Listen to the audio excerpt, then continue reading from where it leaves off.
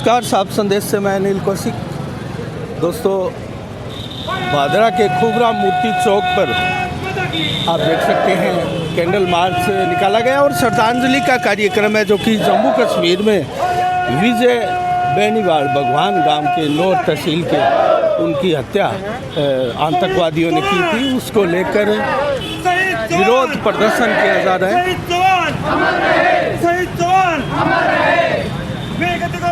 विजय कुमार की, विजय कुमार की, शहीद जवान, शहीद जवान, शहीद जवान, भारत माता की, भारत माता की, भारत माता की, वंदे मातरम, वंदे मातरम।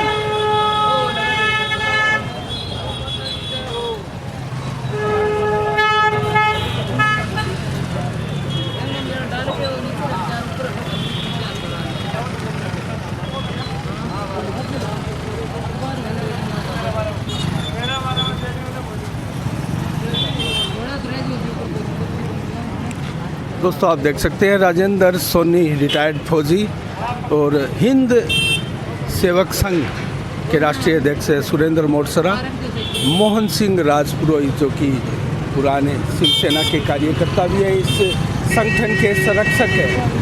दोस्तों, सभी आए हुए हैं और श्रद्धांजलि अर्पित कर रहे हैं विजय बेनीवाल को, जिनकी हत्या कर दी गई। दोस्तों, आतंकवादियों द्वारा जम्मू कश्मीर में गोलियां मारकर, वो एक बैंक में मैनेजर थे और मैनेजर के पद पर वो तैनात थे। और दोस्तों, इस प्रकार से आक्रोश पूरे भारत में ही देखा जाता है और जिस प्रकार से आक्रोश दर्ज करवा रहे हैं नागरिक, क्या उससे ऐसी गतिविधियों को, ऐसी घटनाओं पर अंकुश लगता है? दोस्तों, हम बात भी करेंगे इस विषय पर।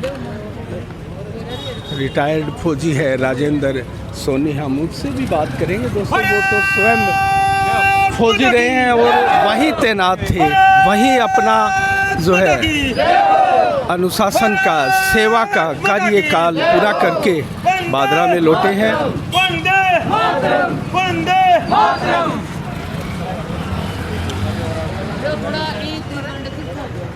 दोस्तों, भादरा कस्बे का ये मेन बाज़ार है और मेन बाज़ार में ये जो खूबराम जी की मूर्ति चौक है। दोस्तों, खूबराम जी राजस्थान के ही नहीं, पूरे भारत के प्रमुख स्वतंत्रता सेनानी रहे हैं और इनकी उपलब्धियों का बखान दोस्तों शब्द कम पड़ जाते हैं इनकी उपलब्धियों का अगर बखान करें तो। ऐसे स्वतंत्रता सेनानी रहे हैं और ये भी एक सौभाग्य की उनकी जो चित्र है, उनकी मूर्ति है, तस्वीर है, उसके नीचे ऐसी गतिविधियाँ, एक प्रकार से राष्ट्र को संदेश देने वाली गतिविधियाँ जो है वो आयोजित होती है और भादरा का ये हार्ट माना जाता है। दोस्तों, आज जो है हम सारे इकट्ठे होने का कारण यही है, भारत के वीर योद्धा आर्मी के 7 जवान जो शोक नदी में, लद्दाख क्षेत्र में जो अपने ड्यूटी के दौरान जा रहे थे, किसी नदी में गिर गए थे। नदी में गिरने के कारण उनका जो है देहांत हो गया था और वो वीर गति को प्राप्त हो गए थे और जो देश के 7 योद्धा थे वो शहीद हो गए थे। एक तो वो हुई, उनकी जो आत्मा है उनको हम श्रद्धांजलि देने के लिए यहाँ पे सारे भादरावासी इकट्ठे हुए हैं। उसके बाद में भादरा के वीर सपूत जो नौर तहसील के रहने वाले थे और भगवान गांव के जो विजय कुमार जी थे, वो बैंक मैनेजर थे। उनके बाप ने बहुत कठिनाइयाँ उठाई थी और उनको बैंक मैनेजर बनाया था। बैंक मैनेजर के बाद में उनको ड्यूटी पर भेजा था। उनकी माँ एक टीचर थी, उन्होंने मना करने के बावजूद वो बंदा जो है लड़ता रहा और वहाँ पे ड्यूटी करता रहा। एक नपुंसक आतंकवादियों के द्वारा उनको हमला किया गया और उनके सीने में गोली मारी, लेकिन वो तड़पता हुआ ये बोला कि हम मरेंगे लेकिन ड्यूटी हम कश्मीर में ही करेंगे। तो उनकी याद में, ऐसे वीर योद्धाओं की याद में विजय कुमार जी और हमारे साथ जो अमर शहीद जवान हैं, उनकी जो वीर गति को प्राप्त हुए हैं और हमारे देश के शहीद हैं, उनको हम श्रद्धांजलि देने के लिए भादरा के सारा वासी जो है इकट्ठे हुए हैं। आज ये श्रद्धांजलि जो है 2-3 बार हम दे चुके हैं, उसके बावजूद भी हमारा जो अफसारों का जो दिमाग है वो पूरा गर्म है उन आतंकवादियों के चक्करों में, लेकिन हम उन आतंकवादियों को, उन नपुंसकों को हम जवाब देंगे। और ये बोल रहे हैं कि आप एक बंदे को मारोगे, यहाँ से हम लाख बंदे और निकालेंगे, लेकिन हमारा कश्मीर था, कश्मीर है और हमारा कश्मीर रहेगा।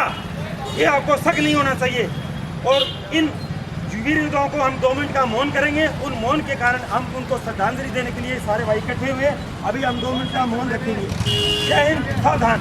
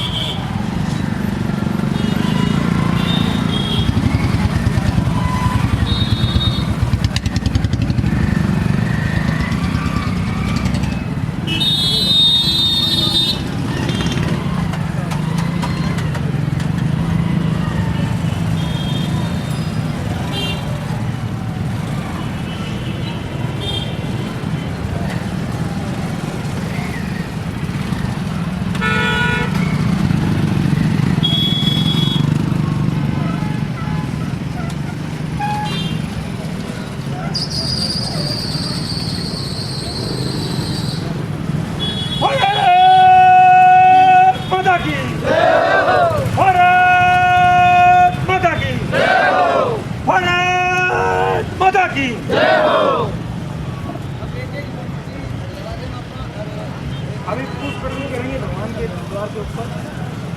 हमारे भगवान बढ़िया बढ़िया।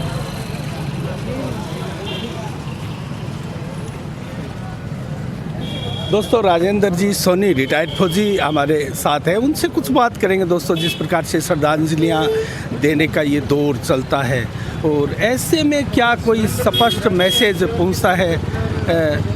राजेंद्र जी नमस्कार। नमस्ते सर। नमस्ते। राजेंद्र जी, जिस प्रकार से जम्मू कश्मीर की लड़ाई जो है वो विश्व विख्यात ही है और भारत का जिस प्रकार से अभिन्न अंग है और वहाँ आतंकवादियों द्वारा जिस प्रकार की घटनाएं होती है और हमारे सैनिकों को शहीद करने का लगातार जो सिलसिला चलता है, क्या उनमें इस प्रकार की श्रद्धांजलि हम देते हैं, विरोध प्रदर्शन करते हैं, एक संदेश देते हैं, मैसेज देते हैं, इसका कोई असर होता है आपको लगता है? नहीं, असर सर जो जब से ये 370 जो धारा हटी है सर, उसके बाद में जो आतंकवादी है वो अपने मंसूबे में नाकामयाब हो रहे हैं सर।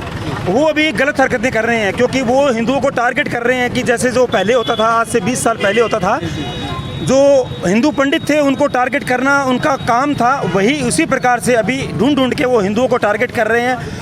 लेकिन हिंदू भी अभी जगा हुआ वहाँ का कश्मीर में, और कश्मीर में जाके बस रहा है। मैं उन आतंकवादियों को इन एक फौजी होने के नाते उनके माध्यम से, हमारे माध्यम से हम बताना चाह रहे हैं कि ये जो आपके गलत और नपुंसक जो मर्यादा, नामर्यादा वाले जो आपके इरादे हैं, वो आपको हम कामयाब नहीं होने देंगे। ये हिंदुस्तान का एक अंग था, कश्मीर अंग है और रहेगा। ये आप छोड़ो, हम बलूचिस्तान के लिए बारे में बात कर रहे हैं कि अगर हम आने वाले टाइम में बलूचिस्तान भी हम पाकिस्तान से छीन के लेंगे क्योंकि वो भी हमारा अंग था। कश्मीर की बात तो आप छोड़ो। तो आप कहीं ना कहीं ये मानते हैं कि सरकार की पॉलिसियाँ हैं वो कहीं ना कहीं कामयाबी है और जो आतंकवादियों की ये घटनाएं हैं वो एक बौखलाहट है उनकी? नहीं सर, सिर्फ और सिर्फ इनकी बौखलाहट है। हमारे जो कामयाब हैं, हम 370 के धारा के बाद में वो जो कश्मीर के आतंकवादी है वो अंदर नहीं घुस रहे हैं और वो टारगेट ढूंढ के एक एक बंदे को मार रहे हैं। इसलिए वो सोच रहे हैं कि हिंदुस्तान में हम जहर फैलाएंगे, लेकिन ऐसा जहर नहीं है।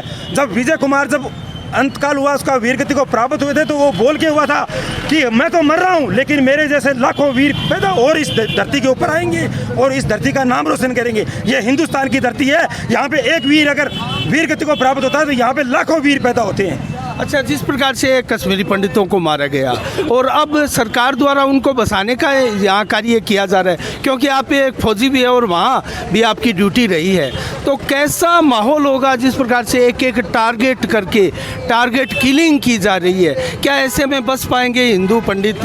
नहीं, उसके लिए सरकार जो है वो कुछ न कुछ कर रही है, ऐसी बात नहीं है सर। क्योंकि ये जो इरादे थे इनके, जो पहले आर्मी के बंदों को भी मारते थे, लेकिन आर्मी के बंदे इनसे डरते नहीं है क्योंकि वो अपना जो जान है वो जोखिम से नहीं रहते हैं। क्योंकि आर्मी का बंदा जब फौज में भर्ती होता है तो वो जान जोखिम में डाल के जाता है, क्योंकि वो मरने के लिए नहीं जाता, वो शहीद होने के लिए जाता है कि मैं अगर एक बंदा मेरा शहीद होगा तो मेरी धरती के ऊपर नमक, जो नाम नमक निशान है, उसको मैं इरादा रख के जाऊँगा और उसका ज़िंदगी भर तक उस नाम नमक निशान को मिटने नहीं दूंगा। इस धरती के ऊपर हम पैदा हुए हैं तो वो सिर्फ और सिर्फ आर्मी के फौजी बन के पैदा हुए हैं। हम किसी से न तो मरने से डरे हैं, न ही कभी डरेंगे सर। बहुत बहुत धन्यवाद राजेंद्र जी, आपने देखा किस प्रकार से उनका जज्बा है। प्रदीप जी गोयल भी हमारे सामने, जो कि हिंदू चेतना मंच के अध्यक्ष भी है, योग सेवा समिति के भी अध्यक्ष है। हाँ, नमस्कार प्रदीप जी। नमस्कार जी अनिल जी। प्रदीप जी, जिस प्रकार से ये श्रद्धांजलि सभाएं होती है, आक्रोश होता है, आप एक नागरिक होने के नाते क्या संदेश देंगे, क्या मैसेज देंगे भारत सरकार को, देश के नागरिकों को, या फिर आतंकवादियों को? देखिए अनिल जी, ये मोमबत्ती जलाते हैं, कैंडल मार्च निकालते हैं और ये मौन रख के हम श्रद्धांजलि देते हैं। एक तरह से जनता का एक आक्रोश है। ये जो कुछ घटनाएं हो रही है, हिंदुओं को टारगेट बनाया जा रहा है और भारत को पहले भी बहुत बार खंडित हो चुका है, फिर से खंडित करने की जो कोशिश हो रही है, उसके प्रति आक्रोश है। और ये मैं भारत सरकार से भी ये कहना चाहूँगा कि उनकी नीतियाँ अच्छी है, लेकिन और ज़्यादा इसको लागू करने की जरूरत है। जोर शोर से जो भी विखंडनकारी शक्तियाँ हैं उनका समूल नष्ट करने की जरूरत है, तभी ये भारत अखंड भारत बन पाएगा। मतलब कड़ा कदम उठाने की आवश्यकता है। कड़े से कड़ा कदम और पूरे देशवासियों से भी आह्वान करूंगा, पूरे हिंदुओं से भी आह्वान करूंगा। सभी हिंदू अभी जाग रहे हैं, पहले से माहौल काफ़ी बदला है अनिल जी, और आने वाले समय में वो संपूर्ण हिंदू समाज एकजुट होगा और इन देश विरोधी, ये जो राष्ट्र विरोधी गतिविधियां जो चल रही है, और राष्ट्रद्रोही जो ये आतंकवादी है, या जो भी नेटवर्क जो चल रहा है, ये उनकी जो कहते हैं ना, दिया जो बुझता है तो ज़्यादा भभकता है। अब ये हालत हो रही है उनकी, इनको ये पूरी तरह से मटिया मेट करना है। इनको जब से जड़ से नहीं उखाड़ देंगे। प्रदीप जी, आप तो सेवाभावी भी रहे हैं और वर्तमान में गायों के लिए खेल का जो अभियान आपने चलाया है, उसके लिए हम साफ संदेश भारत के माध्यम से आपको साधुवाद देते हैं। कहाँ तक पहुँचा आपका अभियान और कितना इससे फ़ायदा होगा पशुओं का, गोवंश का?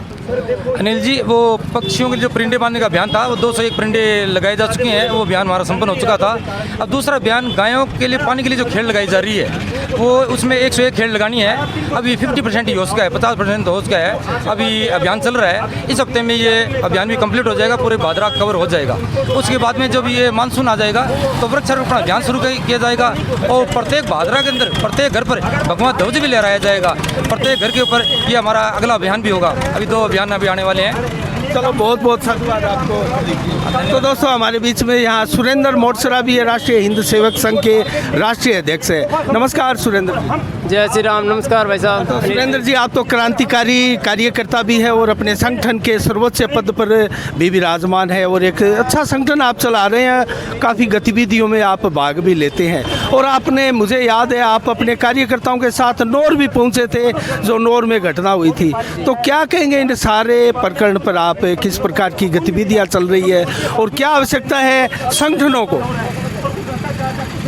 मैं ये कहना चाहूँगा भाई साहब कि सभी संगठनों को एकजुट होकर धरातल पर काम करने की जरूरत है। जैसे कि दूसरे समुदायों के संगठन अपने काम के लिए, अपने फर्ज के लिए अपनी जिम्मेवारियां निभा रहे हैं, वैसे ही हमें भी धरातल पर काम करने की जरूरत है। भावनाओं को, एक दूसरे की भावनाओं को समझने की जरूरत है। अभी मैं ये कहना चाहूँगा कि अगर जिसे कहें कि हिंदू भाई बहन जो भी हैं, उनमें भी क्या आपस में कोई काम करने की एक लगन होनी चाहिए।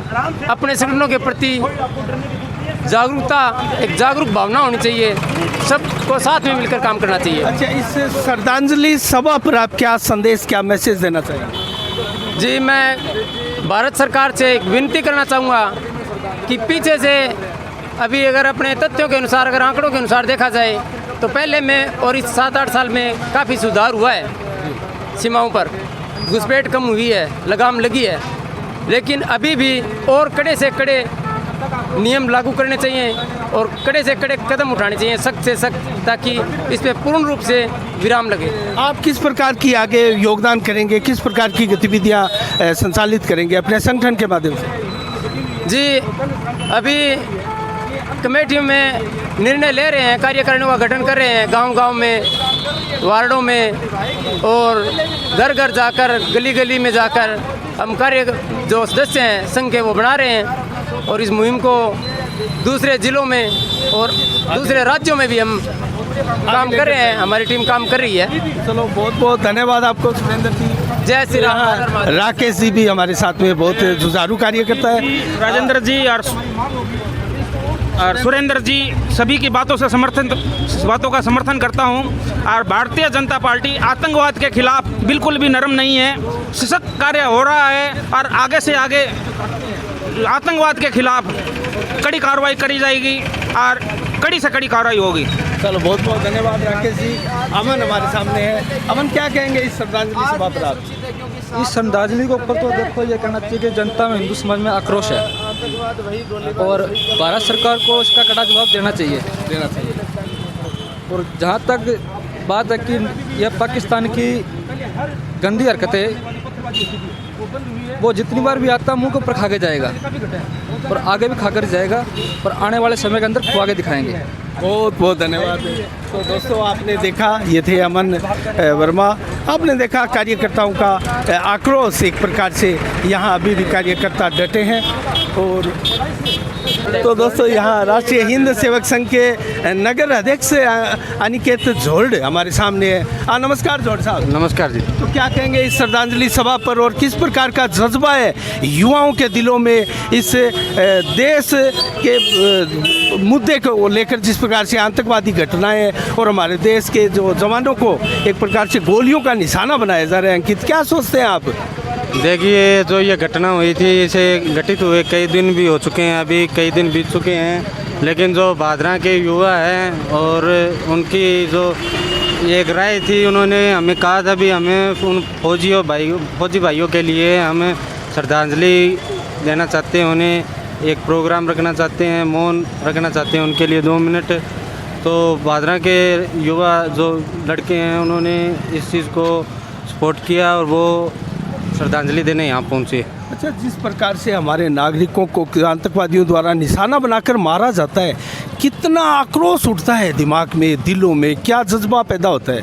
देखिए, आक्रोश तो इसमें बहुत उठता है। जो हमारे देश के फौजी भाई हैं जो सरहद के ऊपर देश के लिए शहीद हो रहे हैं, और जो आतंकवादी है कुछ उनके नापाक इरादों जो भारत के अंदर दहशत है और वह भारत के आर्मी के अंदर ये जो शहादत हो रही है ये देश में, इसके लिए ये रुकनी चाहिए। लेकिन पीछे से सरकार से जो अभी है पहले से बहुत कम हुई है ये घटना। हाँ जी, अच्छा कर रही है। हाँ, सरकार अच्छा कर रही है पूर्णतः। तो जो मोदी जी से हमें ये उम्मीद थी कि पूर्णतः ये हो जाएगा, वो तो नहीं हुआ पूर्णतः अभी तक, लेकिन कुछ पहले से अच्छा हुआ है। अच्छा हुआ है। तो बहुत बहुत धन्यवाद अंकित जी आपका। तो ये थे अंकित झोल्ड। तो दोस्तों आपने देखा किस प्रकार से युवाओं में आक्रोश भी है और युवा चाहते हैं कि कहीं ना कहीं ये आतंकवादी घटनाएं जो है वो रुकनी चाहिए। इसी के साथ साफ संदेश से मैं अनिल कौशिक, नमस्कार, जय भारत, जय जय राजस्थान।